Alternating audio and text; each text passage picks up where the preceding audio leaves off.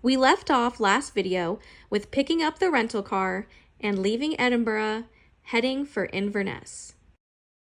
For the first few hours, we were getting adjusted to driving in towns and navigating roundabouts, which were a whole different ballpark in Scotland, as well as mastering the narrow, windy, single-lane roads. Very, very windy. Brianna's over here practicing her rally, so... Woo! I got the hang of this now. We're good. She's next driver for Red Bull, so... We almost got hit by a bus, though. Excuse my language. But we almost got taken out, literally. I was like, okay, well.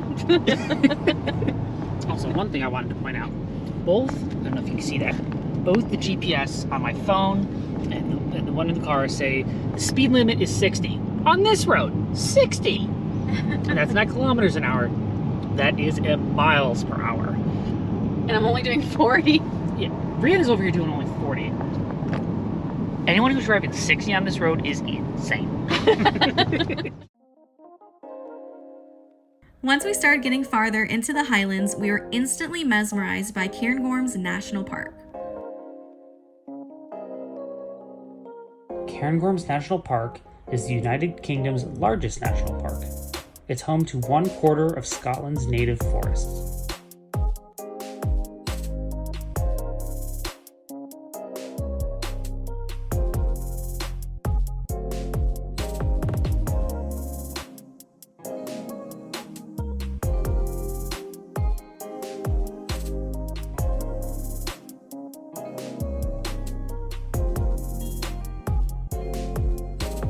Our original plan was to drive through Cairngorms and stop at Balmoral Castle, but we quickly realized that wasn't going to fit into our schedule. So we just enjoyed the beautiful drive, which still allowed us to see some other great castles in passing.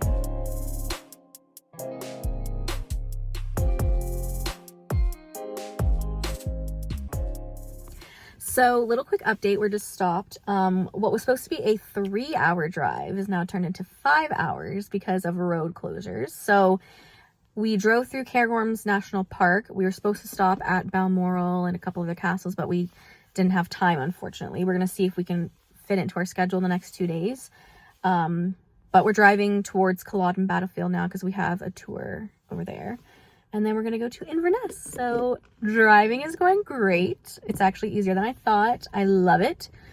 So yeah, Anthony, we're just stopped at, I don't know if you can see at this lookout place. We're just stopped here so we can take some pictures and video. And then we're going to keep on trekking.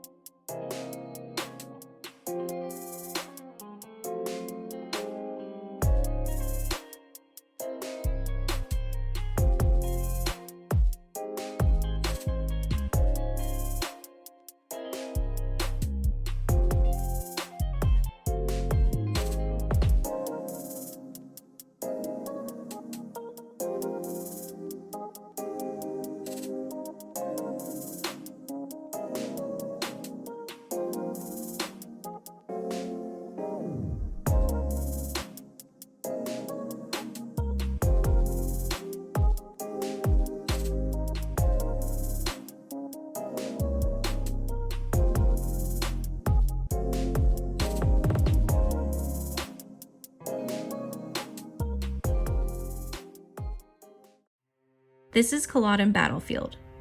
It was here that the Jacobite army took their last stand to reclaim the thrones of Britain. It was April 16, 1746. The 5,000 Jacobites fighting for the Catholic Bonnie Prince Charlie and the 9,000 British fighting for the Protestant Duke of Cumberland, son of King George II. The Jacobites had many obstacles. Their side of the battlefield was extremely boggy. They were exhausted from an unsuccessful surprise attack on the Redcoats the night before and were significantly outnumbered.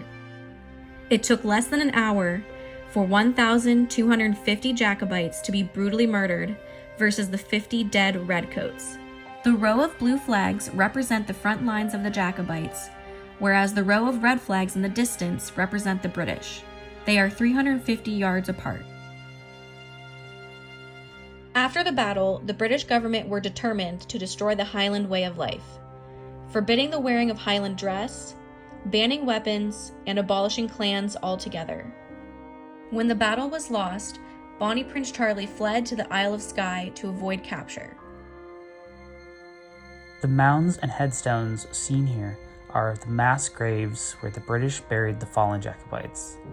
The headstones were added over 100 years after the battle, so the clan names listed are only guesses as to who is buried there.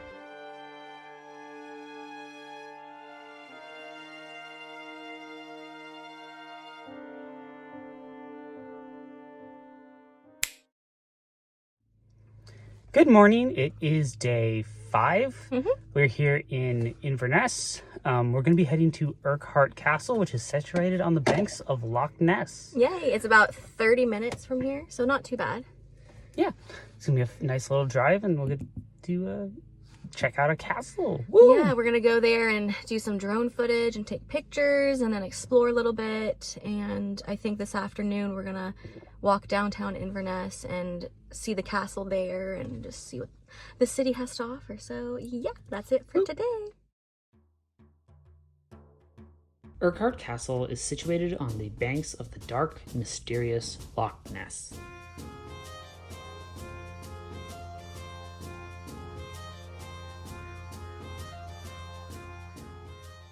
The castle was built in the early 1200s on the foundations of an early medieval fort that predated the castle by over 500 years. Over the next several hundred years, the castle changed hands many times and eventually fell into disrepair. In 1509, the Grant family was charged with restoring the castle to its former glory. As part of this restoration, the Grants built Grant Tower, which is a 5-story residence.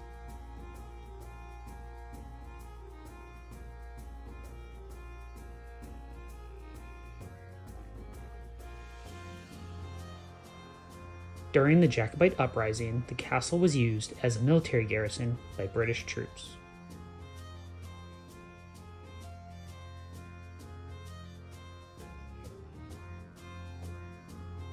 When the British government finally withdrew its forces from the castle in 1692, the last soldiers to leave blew up the gatehouse so it could never again be used as a stronghold.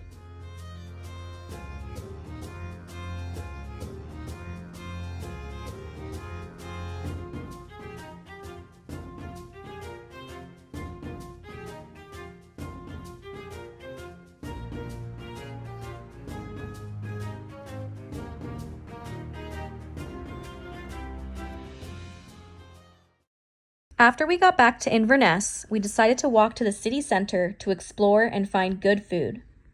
Inverness, the capital of the Scottish Highlands, is beautiful and definitely a different feel from the city of Edinburgh. While walking, we saw the Inverness Castle, the River Ness, and many beautiful cathedrals.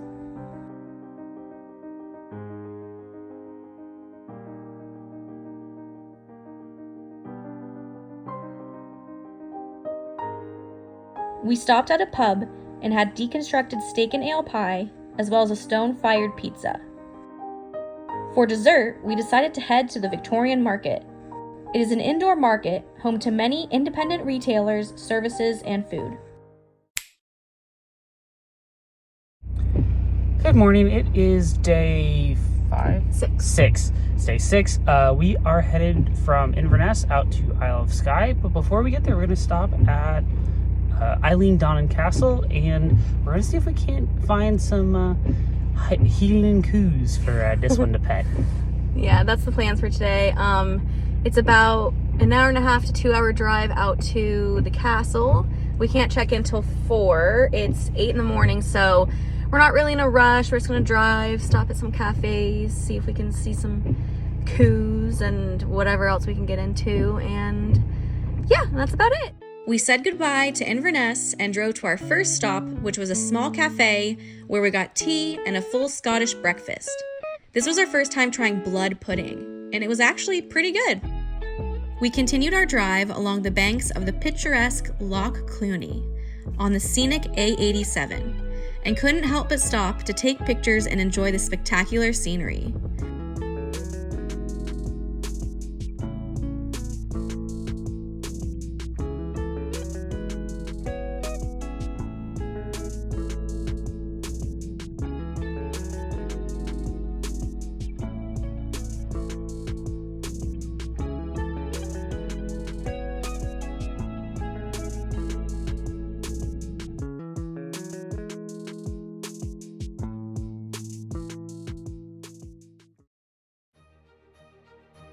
We continued our drive and eventually made it to Island Donnan.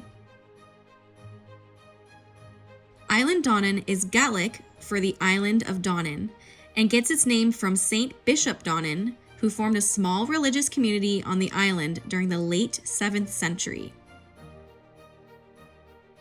The first fortifications were built on the island in the early 13th century as a protection from Viking raids. During the 1719 Jacobite uprising, the castle was garrisoned by 46 Spanish soldiers who were supporting the Jacobites. The Spanish were using the castle to store gunpowder and were awaiting the delivery of weapons and cannons from Spain when the English government caught wind of it. The British sent 3 heavily armed frigates to eliminate the Spanish and destroy the Jacobite supplies. The frigates bombarded the castle for 3 days, but were unable to cause any real damage due to the 14-foot thick walls. After the defenders finally surrendered, the British troops used the over 300 barrels of gunpowder to demolish what remained of the castle. The castle lay in ruin for almost 200 years until Lieutenant Colonel John McCrae bought the island in 1911. Over the next 20 years, McCrae worked tirelessly to restore the castle to its former glory as it still stands today. The McCrae family still owns the castle and occasionally stay in the private apartments. The castle has also been used as a filming location for some major films, such as The Highlander, the James Bond movie The World Is Not Enough, and most recently, The Maid of Honor.